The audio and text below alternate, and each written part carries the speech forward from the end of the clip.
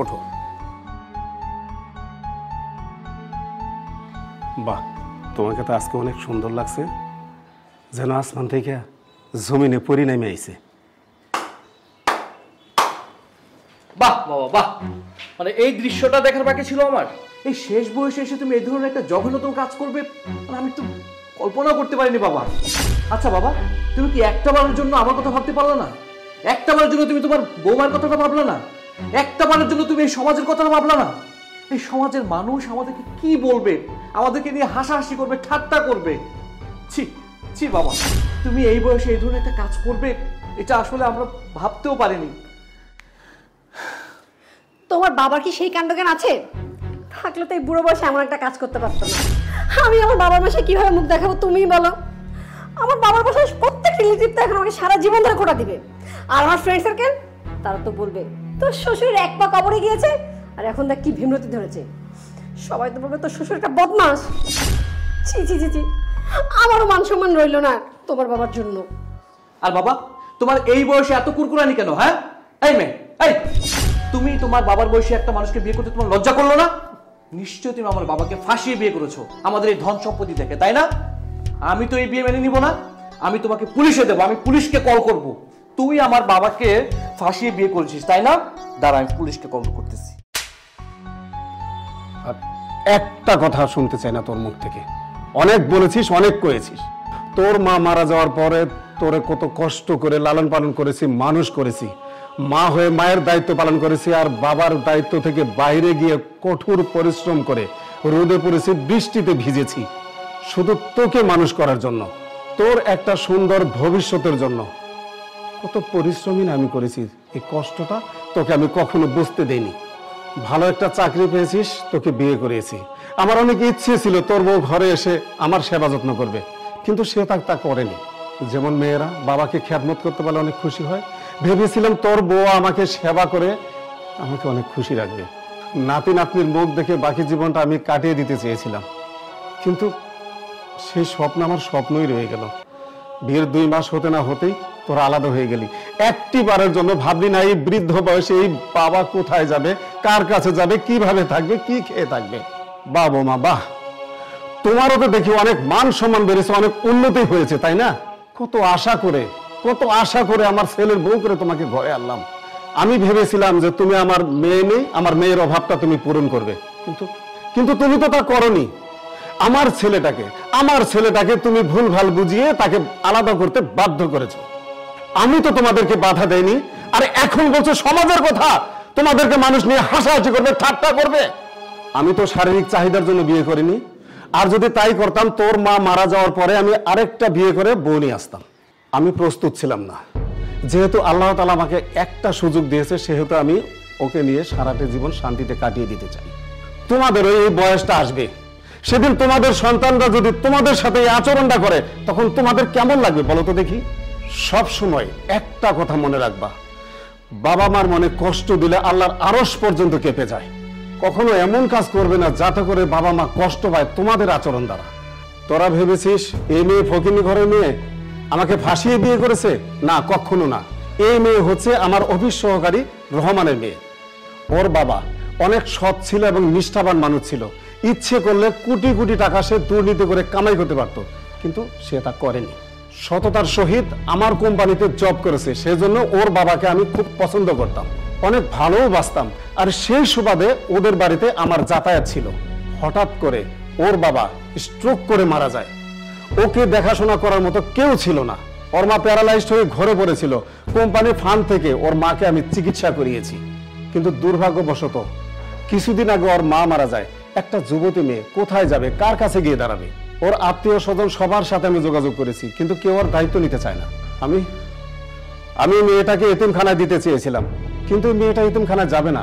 সে বলল যে আমি আপনাকে গার্জিয়ান হিসেবে মানি, আপনার কাছে আমি যতটুকু সেফ, কিন্তু অন্য কোথাও আমি এতটুকু সেফটি পাবো না। আপনি আপনার পায়ের কাছে একটু জায়গা দেন। কিন্তু আমি বলেছিলাম এটা কিভাবে সম্ভব? আমি আমার শারীরিক চাহিদার জন্য ওকে বিয়ে করিনি, ওর বিপদে ওকে নিরাপত্তা দেওয়ার জন্য আমি ওকে বিয়ে করে এই বাড়িতে নিয়ে এসেছি। এই বিষয়টা তোরা যদি ভালোভাবে মাইনা নিতে না পারিস, তাহলে আমার কিচ্ছু করার নেই। তোরা যেমন তোদের স্বার্থের জন্য তোরা আলাদা হয়ে গেছিস, সেজন্য আমার দুঃসময়ে আমার দুঃসময়ে আমি একটা মেয়েকে বিয়ে করে আমি সাথে নিয়ে আসছি, যাতে একটু শান্তিতে থাকতে পারি। বাবা, আমাদের ভুল হয়ে গেছে, তুমি আমাদেরকে মাফ করে দাও। বাবা, আসলে আমরা না বুঝে আপনাকে অনেক কথা শুনিয়েছি। আমরা আসলে ওই বয়সটাতে এখনো যেতেই পারিনি, যে একাকিত্বটা আপনি ফিল করছেন, যার কারণে আমরা কেউ বুঝে উঠতে পারিনি। বাবা প্লিজ আমাদের ক্ষমা করে দিবেন, না হলে আমরা আমার সন্তানদের কাছেও কিভাবে মুখ দেখাবো, সন্তানদের কাছেও আমরা অপরাধী থেকে যাব। বাবা, আমি বুঝতে পেরেছি, আসলে আমরা তোমার সাথে অনেক খারাপ ব্যবহার করেছি, আর তুমি আমাদের জন্য অনেক কষ্ট করেছো। আমরা কখনোই তো তোমাকে নিয়ে চিন্তা করিনি, তোমার সুখের কথা ভাবিনি। আমরা শুধু আমাদের সুখ নিয়েই ব্যস্ত ছিলাম। আমাদের প্রয়োজনে আমরা তোমার কাছ থেকে আলাদা হয়ে গেছি, কিন্তু কিন্তু তোমার প্রয়োজনটা আমরা কখনো বুঝারও চেষ্টা করিনি। আর সেই তুমি আমাদের জন্য রোদে পুড়ে বৃষ্টিতে ভিজে আমাদের জন্য কত কষ্ট করেছো, আমাদেরকে এত বড় করেছো, আর আমরা তোমার সাথে এই ধরনের খারাপ গিফট করলাম। বাবা প্লিজ প্লিজ তুমি মাফ করে দাও, আমাদেরকে মাফ করে দাও। বাবা, আমি এখন বুঝতে পেরেছি আপনি যেই স্বপ্ন নিয়ে আমাকে বাড়ির বউ করে এনেছিলেন, সেই স্বপ্ন আমি পূরণ করতে পারিনি। তা আজ থেকে কথা দিচ্ছি, আমি আপনার মেয়ে হয়ে দেখাবো, আমরা আজ থেকে সবাই মিলেমিশে একসাথে থাকবো। হ্যাঁ, এবার ওদেরকে মাফ করে দেন, ওরা ওদের ভুল বুঝতে পেরেছে, আর এখন থেকে সবাই আমরা মিলেমিশেই থাকবো। ঠিক আছে বাবা, আমি কিচ্ছু মনে করিনি। আপা, আমি একটা বাসা ভাড়া চাচ্ছিলাম, রাস্তায় দেখলাম টুলেট লেখা, আপনি কি বাসা ভাড়া দিতে চাচ্ছেন? জি, আসেন আসেন।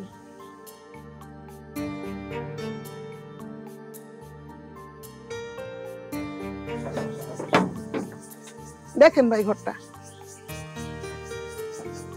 একটু সামনে যায় দেখেন ভালো করে।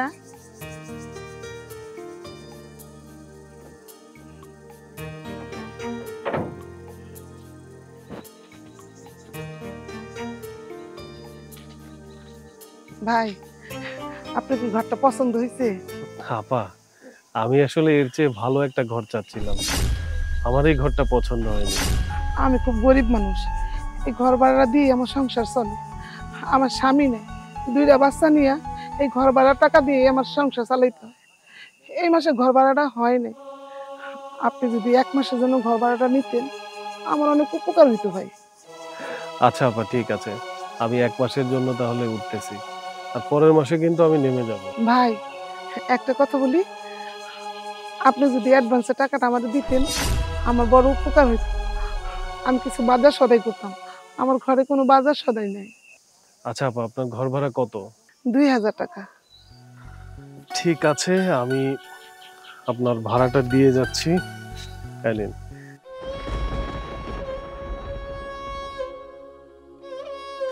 হ্যাঁ, আমার বড় উপকার করলেন ভাই। আপা, আমি 1 তারিখে উঠবো কিন্তু। জি আচ্ছা, ঠিক আছে। আসি তাহলে, আসসালামু আলাইকুম। আল্লাহ, তুমি আমার মুখের দিকে চাইছো, এই ঘর ভাড়াটা না হই আমার বাচ্চার মুখে খাওয়ান দিতে পারতাম না। তুমি বড় মেহেরবান আল্লাহ।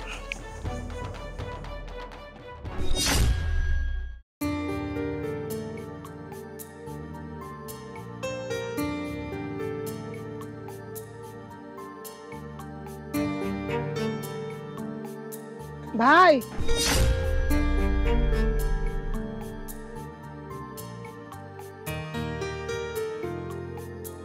কি ব্যাপার আপা, আপনার মন খারাপ কেন?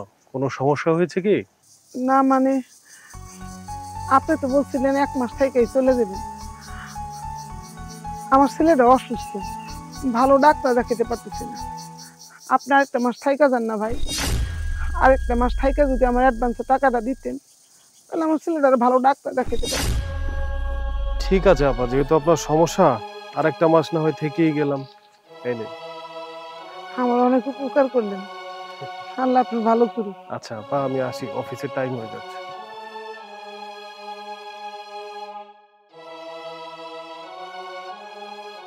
অনেক উপকার হইল, আমার বাচ্চা ভালো ডাক্তার দেখাইতে পারবো।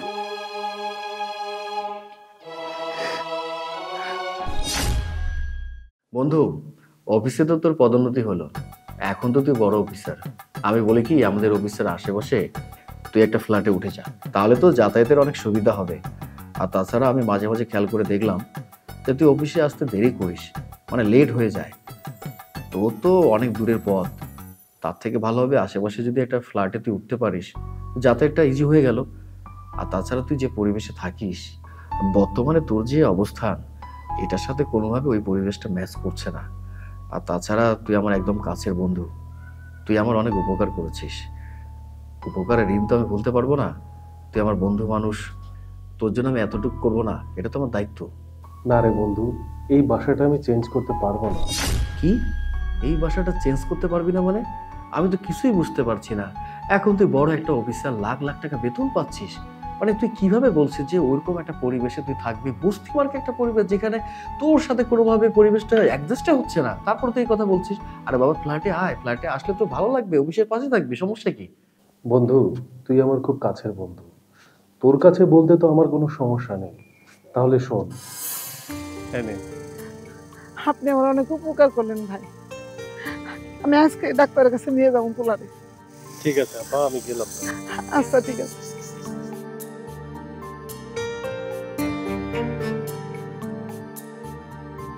আপা, কিছু বলবেন ভাই? আপনি কিছু মনে না করলে আপনাকে আমি কিছু কাজ দিতে চাচ্ছি। কি কাজ? আপা, আমি তো আসলে অফিসে সারাদিন ব্যস্ত থাকি, আমার জামা কাপড়গুলো ধোয়ার মতো লোক নেই। আপনি যদি আমার জামা কাপড়গুলো ধুয়ে ইস্ত্রি করে রেডি রাখতেন তাহলে আমার খুব উপকার হতো, আর আমি এর বিনিময়ে আপনাকে টাকা দেব। আর আপনি এটা খারাপভাবে নেবেন না, আমি তো আপনাকে বোন ডেকেছি, আমি আপনার ছোট ভাই। না না, কি বলতেছেন এসব? অবশ্যই দিয়ে দিব। আপনি আমার বোন বলছেন, আমি আপনার ভাইয়ের মতোই দেখি। শুধু কাপড় চোপড় ধোয়া কেন, আজকে থেকে আমি আপনার ঘরে সব কাজ করে দেব। আরেকটা কথা বলি ভাই, আজকে থেকে আপনি আমার ঘরেই খাইবেন। আপা, আপনি আসলেই ভালো মানুষ, আপনার কথা শুনে আমার মনটা ভরে গেল। ঠিক আছে আপা, আমার অফিসের টাইম হয়ে যাচ্ছে, তো আমি তাহলে আসি। আচ্ছা ঠিক আছে। আচ্ছা, আসসালামু আলাইকুম। ওয়ালাইকুম সালাম। আল্লাহ গো, আমাকে কত বড় উপকার করলো।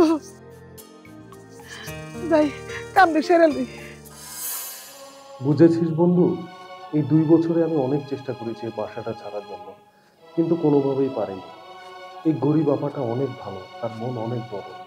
দেখ, তার হাজবেন্ড মারা গেছে 2 বছর হলো। এই 2 বছরে উনি ওনার সতীত্ব নষ্ট না করে 2টা সন্তানকে মানুষ করেছে। আর আমি ওই বাসায় আছি, ওনার একটু হেল্প হচ্ছে। দেখ বন্ধু, উনি আমাকে নিজের ছোট ভাইয়ের মতো দেখে, আমারও তাকে নিজের বড় বোনের মতো মনে হয়। তুই তো জানিস আমার বাবা মা সেই ছোটবেলায় মারা গেছে। আমি বাসায় গেলে তাকে আমার নিজের মায়ের মতো করে দেখি। এখন তুই বল বন্ধু, আমি থাকলে যদি তার একটু হেল্প হয়, আমি ওই বাসাটা কি করে ছেড়ে আসি বল? বন্ধু, নিঃসন্দেহে তুই অনেক ভালো মানুষ, তোর মতো এত ভালো মানুষ আছে দেখেই তো আমাদের সমাজে এত গরিব মানুষগুলো ভালো আছে।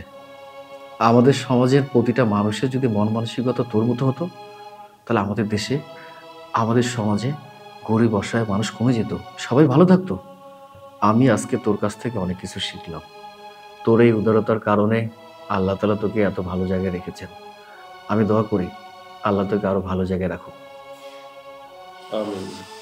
আমাদের এই ভিডিও যদি আপনাদের একটুও ভালো লাগে তাহলে অবশ্যই লাইক, কমেন্টস এবং শেয়ার করে সবার মাঝে ছড়িয়ে দিন।